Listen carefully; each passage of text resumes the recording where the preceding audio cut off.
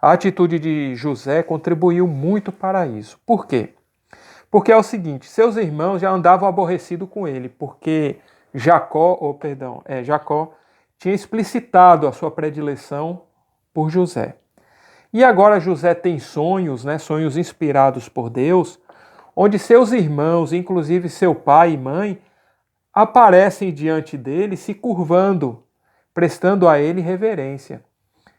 E José conta isso a seus irmãos, né?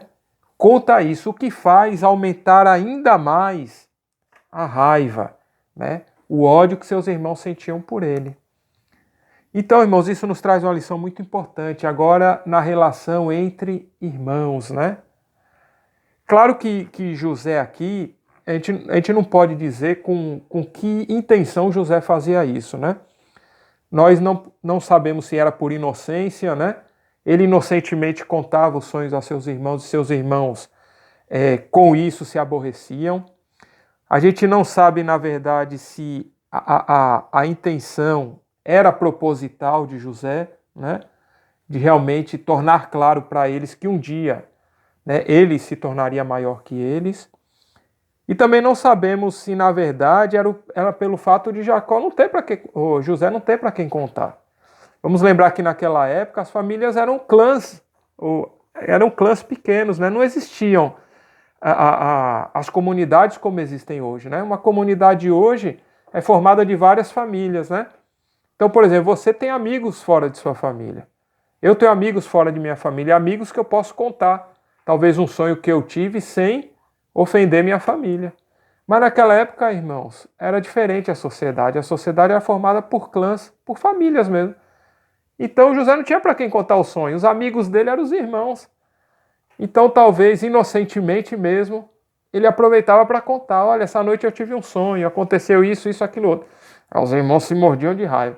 Aí depois ele tinha outro sonho na outra noite e contava. Na verdade, eram os amigos que ele tinha, eram as pessoas próximas, né? O segundo sonho que ele teve, ele comunicou até o pai, né? E o pai Jacó repreende ele, fala, que espécie de sonho é esse que você está tendo? Verso 10, né? Repreendeu seu pai e lhe disse, que sonho é esse que você está tendo? Porventura virei eu, tua mãe e teus irmãos, a nos inclinarmos perante ti, com o rosto em terra? Então Jacó fala, peraí, até eu agora vou me curvar diante de você? Ou até sua mãe, que inclusive já morreu, vai se curvar diante de você? Que tipo de sonho é esse? Né? Aí, quer dizer, a gente não sabe, na verdade, irmãos, qual era a intenção, né? Com que intenção José fazia isso? Eu creio, né, se nós analisarmos toda a história de Jacó até o final, que ele, na verdade, irmãos, pela idade que ele tinha, pelo bom coração que ele tinha, ele fazia isso inocentemente, né? Ele tinha um sonho, acabava contando para seus irmãos, e seus irmãos se ofendiam com aquele sonho. Porque Jacó era um homem que não tinha maldade no coração, né? Era um homem que sabia exercer o perdão. Vemos isso no final da história, né? Que ele não procura vingança com seus irmãos. Na verdade, ele perdoa aquele mal que lhe fizeram. Mas isso a gente vai ver mais para frente. Mas creio eu que José fazia isso por inocência, né? Mas isso, irmãos, fala muito também na relação entre irmãos, né? Não é tudo que você sente, né?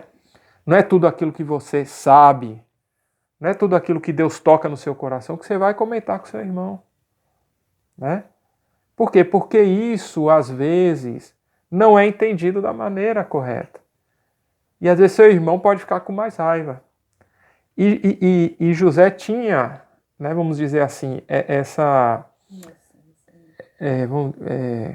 você falou o quê? José tinha inocência. Ele tinha essa inocência, mas ele tinha também esse...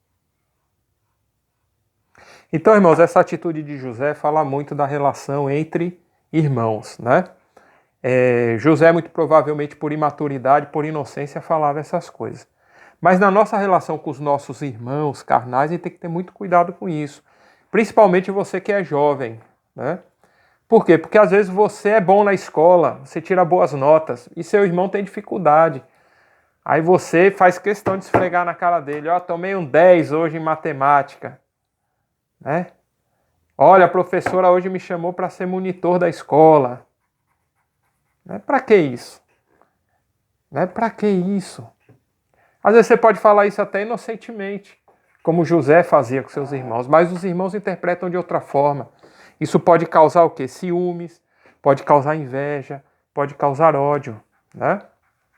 Às vezes, olha, meu pai me prometeu isso. Meu pai disse que vai me dar isso. E às vezes ao seu irmão, seu pai não prometeu a mesma coisa. Às vezes ao seu irmão, sua mãe não prometeu a mesma coisa. Isso vai gerar o quê? Conflito. Vejam, foi por falar demais que José alimentou ainda mais o ódio, a inveja e o ciúme de seus irmãos. Porque ele tinha um sonho, inocentemente contava aos seus irmãos. Bem, é interessante também, irmãos, que no verso 10 fala que, contando a seu pai e a seus irmãos, seu pai o repreendeu e lhe disse: que sonho é este que tiveste? Porventura viremos eu, tua mãe e teus irmãos a inclinar perante ti com o rosto em terra? Seus irmãos, pois, o invejavam. Seu pai, ao contrário, né? Porém, aí uma conjunção adversativa diz, guardava esse negócio no coração. Então é muito provável que Jacó, ele repreendeu José na frente dos irmãos justamente para amenizar, para apaziguar esse conflito. Mas o próprio Jacó guardava essas coisas no coração. O próprio Jacó, talvez lá intuitivamente, né, em seus pensamentos, reconhecia realmente que José era uma pessoa especial, era uma pessoa ungida por Deus para um propósito. Bem, continuando a leitura, nós vamos agora do 12 até o 17. 12 até o 17. Diz assim: seus irmãos foram apacentar o rebanho de seu pai junto de Siquém. Disse, pois, Israel a José: não apacentariam teus irmãos juntos de Siquém? Vem, vou te enviar a eles. E ele respondeu-me: eis-me aqui. Disse-lhe Israel: ora, vai-te, vê como estão teus irmãos, como está o rebanho, e traze-me resposta. Assim o enviou ao vale de Hebrom, e ele foi a Siquém. Um homem encontrou-o porque ele andava errado pelo campo e perguntou-lhe: o que procuras? Ele respondeu: procuro meus irmãos. Dize-me, peço-me, onde eles apacentam? Disse aquele homem: foram daqui, porque ouvi-lhes dizer: vamos a Dotã. José, pois, foi atrás de seus irmãos e achou-os em Dotã.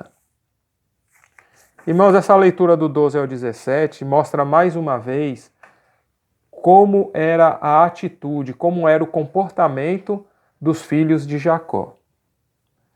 Eles, além de ter esse conflito, né, com o seu irmão José, eles também eram indisciplinados, né, como a gente já viu no verso 2. José sempre trazia más notícias para Jacó da parte de seus irmãos. E agora, na leitura do 12 até o 17, nós vemos o seguinte, que Jacó mandou que eles fossem cuidar dos rebanhos em Siquém. Mas quando José vai verificar se eles estão em Siquém, eles não estão em Siquém. E o verso 14 diz que, verso 15, diz que José ficou lá perdido procurando os irmãos, ficou errando pelo campo, porque aonde era para os irmãos estarem, eles não estavam.